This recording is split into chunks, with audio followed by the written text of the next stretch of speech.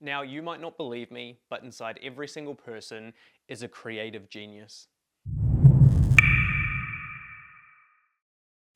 In this video, we're going to talk about why it's important to find our creative genius inside, but also how to go about doing it. So if you're someone who is maybe even unsure about who they are, what their pathway is, what their purpose is, this video is really going to help, because that aspect of us that is creative, that is a genius, that aspect of us is our uniqueness, it's our unique gift to the world. Now, when I say the word genius, you might think of someone like Albert Einstein. And yes, he was a genius, but his genius was mathematics, equations, really sitting with large, complex formulas and trying to get resolution, to get a result. That was his creativity. And you might look at mathematics and think, well, that's not very creative. But if you dive in to what Einstein was doing, it was pure creativity. He was coming up with new ideas, new theories that didn't even exist prior. That is pure creation. And knowing that everybody has a different type of creativity, a different type of genius, it can really help bring out your genius the same way it did for me. Now, the word genius really can mean, if we trace back the etymology, our spirit. So it's our soul. It can be the origin point of who we are. So getting in touch with our inner genius is really just getting in touch with ourselves. And when we get in touch with ourselves, it brings out our unique individuality. If we've never felt like we have something to offer, we don't feel valuable, we don't feel important, that can be because we haven't actually got in touch with our inner genius. Because when we're being ourselves, at the highest level, we are unique. We're a unique individual. And that uniqueness is what makes us valuable. So if we are going into a relationship, we don't need to lead with how smart we are, how much money we have, anything like that. We just lead with ourselves, because we are the thing that is valuable. That is our gift, our contribution to the relationship. Now, the same is true in business. When we're in business, quite often, other people are also in business in the same industry, and there can be competitiveness. And when you compete in business, it's a finite game, because there's a winner or a loser. But when you find a truly unique, a truly authentic business with an inspiring mission and purpose, they're going to stand out from the crowd, because they're not competing with anyone else. They're just doing their own thing, and it's so unique and so special that it begins to take off, it begins to flourish. It was business that actually helped me find my creative genius. I never thought I was creative. I was quite masculine, quite logical, and I couldn't see it. I couldn't see where my genius was. Through business, especially through marketing, I started to notice that the people that got the most attention weren't necessarily the most intelligent or the best at performing their services or the best products. It was those that could make the most noise, essentially, and be seen in the public eye. And so I didn't want to play a game, because it started to turn into, in my industry, in the coaching industry, it started to turn into, on the female side, it was just physical appearance. How attractive were you? That got all the attention, and whether they provided a good service or not, they were the ones that got the market share. And then on the more masculine or the male side, they were doing really weird tactics, like using other people's videos to get viral reels and drawing in followers that way. And it felt really inauthentic to me. So I stepped way back. I got offline, and I started to go, well, how can I really market up against these ways and be authentic at the same time? And that's when I started to meditate more, and I started to really go inwards and figure out who I was, because I knew inside of me there was something unique, something special about me that I could bring to the world. And it was that journey of exploration which actually began to uncover my genius. Now, it was there the whole time, I just couldn't see it. During this entire time, I was drawing pictures. I was drawing pictures of how I perceived psychology. And I had entire workbooks with all these pictures of me trying to figure out psychology and emotions. Now, to me, that was just happening automatically. I didn't realize that that was my gift. And so once I took a step back and I really started to meditate, like, what's my gift? What do I stand for? What's important to me? Who is John? Where is John's unique skill set?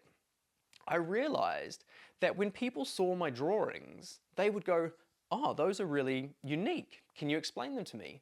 And I realized that that was my genius. That was my creativity. The drawings I was drawing were mine, they were no one else's. And that was my way of differentiating myself. Not that my intention was to differentiate myself, those drawings were just what I loved doing. And it was through that process that I realized this was my creative genius. This is where my genius lies. Now, my genius is not for everyone, just like Einstein is not for everyone. But that's the beauty as well of being yourself. You're not for everyone.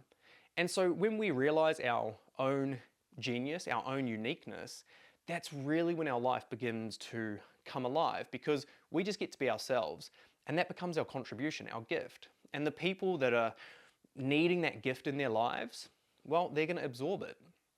So how do we find our genius? It really is about finding ourselves. It's about being authentic. It's about diving into who we are and where our idiosyncratic little gifts lie, our skills lie. We can do this through journaling, and I've done a lot of journaling over the years, trying to figure myself out more, through meditation and through contemplation. Those are sort of the avenues that we can use to figure it out. And slowly but surely, what we want to do is discern what is us and what is not us.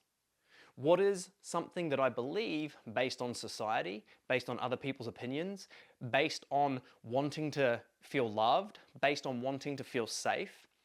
What is driving me externally? Because that is inauthentic, that is not our genius. And then on the other side of it, what do I notice myself doing in my spare time? Or how am I trying to make sense of the world? How do I personally make sense of the world? Einstein did it through mathematical formulas and equations. That was his pathway. That was his highest intrinsic value for what drove him in life. A big thing for me, my biggest thing, was trying to figure out psychology, not through reading textbooks and other people's opinions, but by really meditating, drawing pictures, figuring things out. That became my genius. So my question to you is, whereabouts in your life, what do you find yourself doing naturally and spontaneously that you're inspired to do and create? It might be hidden. You might not even know you do it. You might not even label it as creative, because I certainly didn't. I was just trying to solve problems. But through that process, there were creative solutions coming out.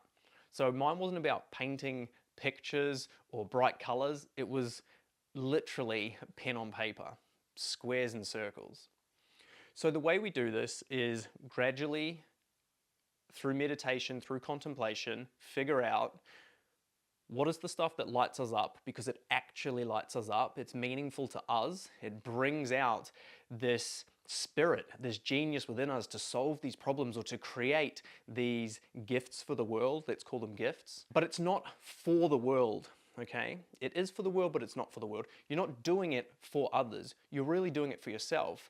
And the paradoxical thing is, it serves others in the highest possible way because it is unique. It's something that the world cannot find in anyone else. It only exists inside of you.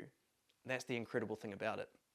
So we go through that process, journaling, meditating, contemplating, looking at our patterns of behavior. Why am I doing what I'm doing? Am I doing this because it pleases someone else? Am I doing this because it earns me enough money? Am I doing this because it's what I've always done and I've never really questioned it?